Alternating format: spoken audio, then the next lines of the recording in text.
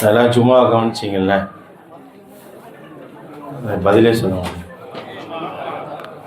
நீங்கள் கவனிக்கலைன்னா எனக்கு பயமாயிடும், என்னடா அது. ஒரு ஹதீஸ் அடிப்படையாக கொண்டு தான் இந்த ஜும்மா உரை நிகழ்த்தப்பட்டது.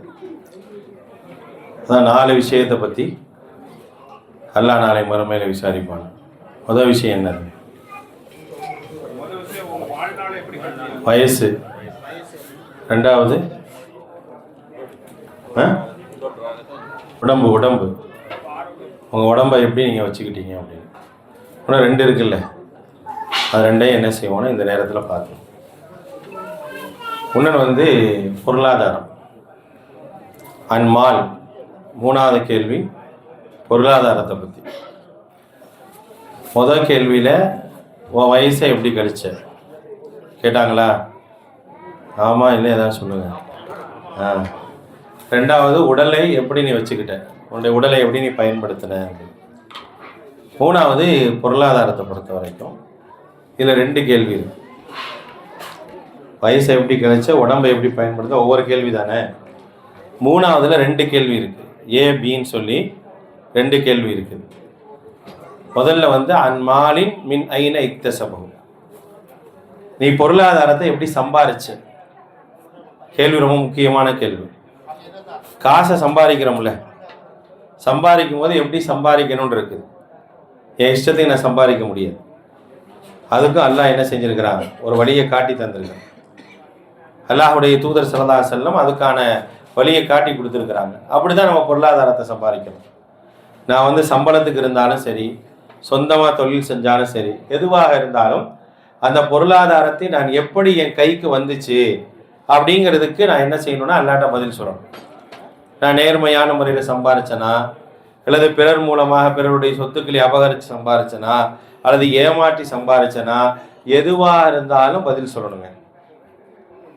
நம்ம சாதாரணம் என்ன செய்ய முடியாது, என்னை பற்றி நான் என்னுடைய உழைப்பை பற்றி உனக்கு என்ன தெரியும் அப்படின்னு சொல்லிட்டு கடந்து போகிற மாதிரி ரப்பிட்டு கடந்து போக முடியாது.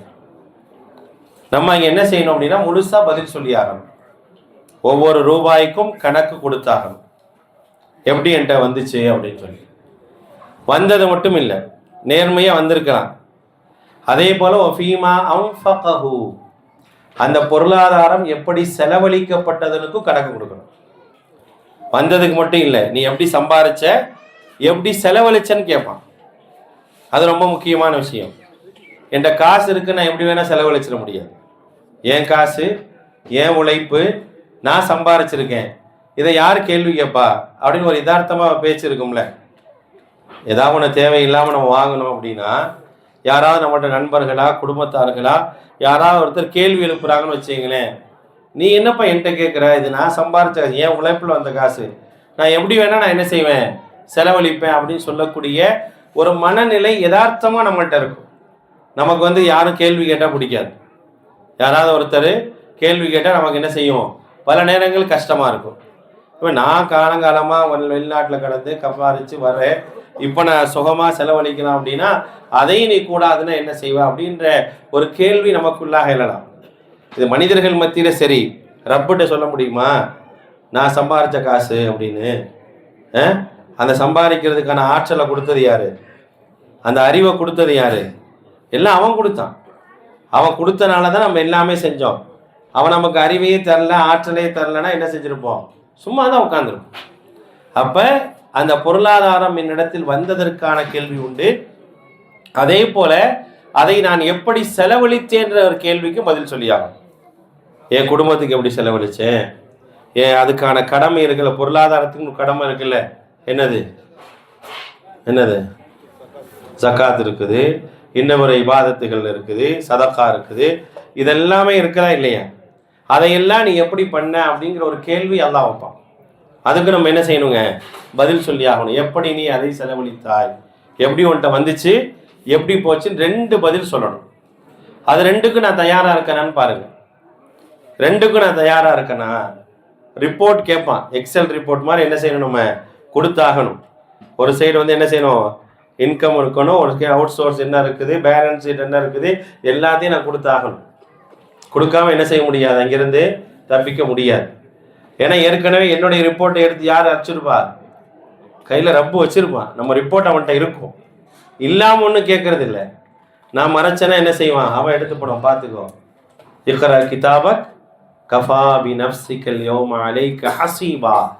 இன்னைக்கு உனக்கு கணக்கு வாங்கி உன்னை முடிவு கட்டுறதுக்கு வேற யார்ட்டையும் போக தேவையில்லை. ஒன்றையே நான் ஒரு பதிவேடை வச்சுருந்தேன், அதில் எல்லாமே இருக்குது, பார்த்துக்கோ. அப்போ அதுக்கு பதில் சொல்லணும். 3வது விஷயமாக, நீ எதை சம்பாரிச்சியோ அது எப்படி வந்துச்சு, நீ செலவழிச்சதை எப்படி செலவு பண்ண அப்படின்னு பதில் சொல்லணும். 4வது விஷயம் என்ன அப்படின்னா, அந்த இல்ம், நான் கற்றுக்கிறேன்ல, கல்வி, நிறைய விஷயங்களை கற்றுக்கிறேன். அதை இங்கே இருக்கும்போது, இந்த நாடுகளில் இருக்கும்போது மார்க்கத்தை கற்றுக்கொள்வதற்கு ஏராளமான வாய்ப்புகள் இருக்குது. அந்த கல்வியை பற்றி கேட்பான். கற்ற கல்வியை எப்படி நீ செயல்படுத்தின? படிச்சுக்கிட்டே இருக்கிறது பெரிய விஷயம் இல்லைங்க, கேட்டுக்கிட்டே இருக்கிறது பெரிய விஷயம் இல்லை, அது எல்லாரும் செய்வோம். ஆனால் அதை என்ன செய்யணும், செயல்படுத்தணும். அது ரொம்ப முக்கியமான விஷயம். இன்றைக்கி நான் ஒரு விஷயத்தை கேட்டேன், அது எனக்கு புதுசாக இருக்குது, அல்லது பழைய விஷயந்தான், ரொம்ப நாள் அதில் கவனம் இல்லாமல் இருந்துட்டேன், இப்போ எனக்கு தெரிஞ்சிருச்சு. அதை என்ன செய்யணும், அடுத்து என்ன செய்யணும், நான் அமல் செய்யணும். பிமா அமில பிஹி, அது எப்படி நீ அமல் செஞ்ச, எப்படி அதை கற்றுக்கிட்ட, அந்த கற்றதை வைத்து எப்படி அமல் செய்தாய் அப்படிங்கிற ஒரு கேள்வியை அல்லாஹ் கேட்பான். அதுக்கு நான் பதில் சொல்லணும். வெறும் ஏட்டு சுரக்காய் கறிக்கு உதவாதுங்கிற மாதிரி படிச்சுக்கிட்டே போனால் பத்தாது, அதை செயல்படுத்தணும். அல்லாஹ் தௌராத்தை சுமந்தவர்களை கழுதைக்கு சமானமாக சொல்லி காட்டுறான். மஸலுல்லதீன ஹும்மிலு தௌராத்த சும்மலம் யஹ்மிலூஹா கமஸலில் ஹிமார்.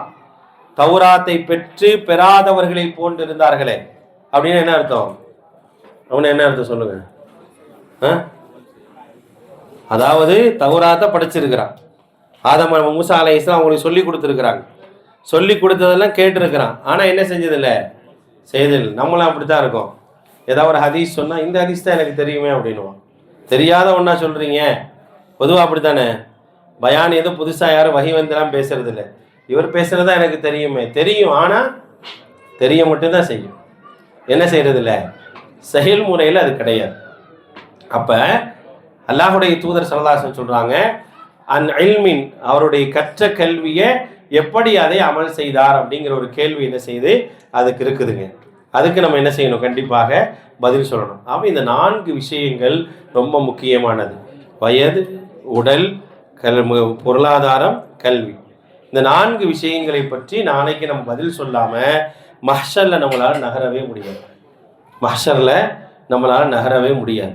அப்படி நகர்றதுக்கு இது 4ம் அவசியம். இந்த 4 விஷயங்களை நம்ம எப்படி இருக்கிறோம் அப்படிங்கிறத நாமளே என்ன செய்யணுங்க, சுய பரிசோதனை செய்து பார்த்துக்கணும். ஏன்னா முதல்ல நம்மளை தான் நரகத்திலிருந்து காப்பாற்ற வேண்டிய அவசியம் இருக்குது. அப்போ நம்மளை நாமே சுய பரிசோதனை செஞ்சு பார்த்தோம் அப்படின்னா இன்ஷா அல்லாஹ் நம்முடைய வாழ்க்கையில் நல்ல மாற்றம் ஏற்படும். அழகான ஒரு ஹதீஸ், அந்த ஹதீஸில் நம்முடைய வாழ்க்கையினுடைய எல்லா அம்சங்களையும் குறித்து அல்லாஹுடைய தூதர் ஸல்லல்லாஹு அலைஹி வஸல்லம் அவர்கள் நமக்கு சொல்லி இருக்கிறாங்க. அப்படிப்பட்ட அந்த விஷயங்களை அறிந்ததை கொண்டு செயல்படுத்தக்கூடிய நல்ல மக்களாக எல்லாம் வல்ல அல்லாஹ் உங்களையும் என்னையுமாக்கியல் புரிவானாக. வாஹிர் தஅவானா அல்ஹம்துலில்லாஹி ரப்பில் ஆலமீன். இந்த வாய்ப்பை ஏற்படுத்தி தந்த ஷேக் அவர்களுக்கு இந்த நேரத்தில் நான் நன்றி செலுத்த கடமைப்பட்டிருக்கின்றேன். அல்லாஹு தஆலா அவருடைய பணிகளை ஏற்று அவர்களுக்கு நல்ல கூலி வழங்கி அவர்களுக்கு நல்ல ஆரோக்கியத்தையும் தந்து மென்மேலும் இந்த பணிகளை செய்வதற்கு அல்லாஹ் அவர்களுக்கு அருள் புரிவானாக. அஸ்ஸலாமு அலைக்கும் வரஹ்மத்துல்லாஹி வபரகாத்துஹு.